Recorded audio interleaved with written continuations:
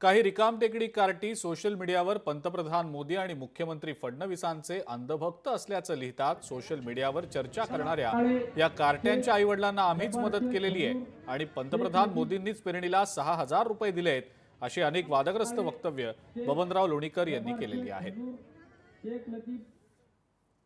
आणि ते कुचरवट्यावर बसलेले ते 5-6 काटे 10 काटे असतात, त्याच्या माईचा पगार बबनराव लोणीकरनं केला, त्याच्या बापाचं पेन्शन बबनराव लोणीकरनं केलं। नरेंद्र मोदीजींनी 6,000 रुपये तुझ्या बापाला पेरणीला दिले। तुझ्या माईच्या, तुझ्या बहिणीच्या, तुझ्या बायकोच्या नावावर लाडक्या बहिणीचे पैसे आले।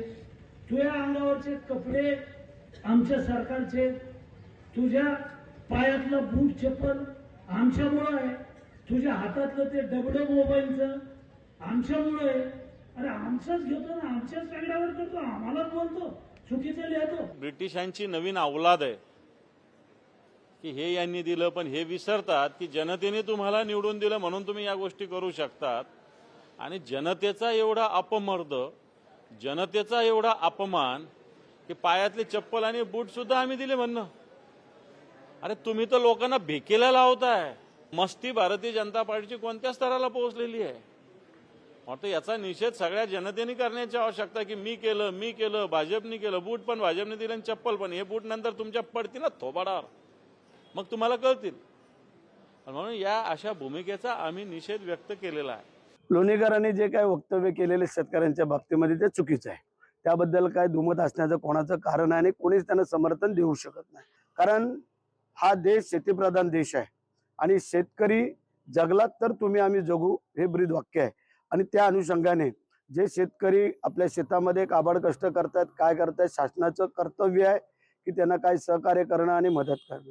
लोणीकरांसारखा एक जबाबदार व्यक्तिमत्व यांच्याकडनं असं वक्तव्य येणं हे दुर्दैवी बाब आहे असं आम्हाला वाटतंय आणि त्यांचं कोणच समर्थन करू शकणार नाही आहे। लोणीकर हे पागल झालेले आहे।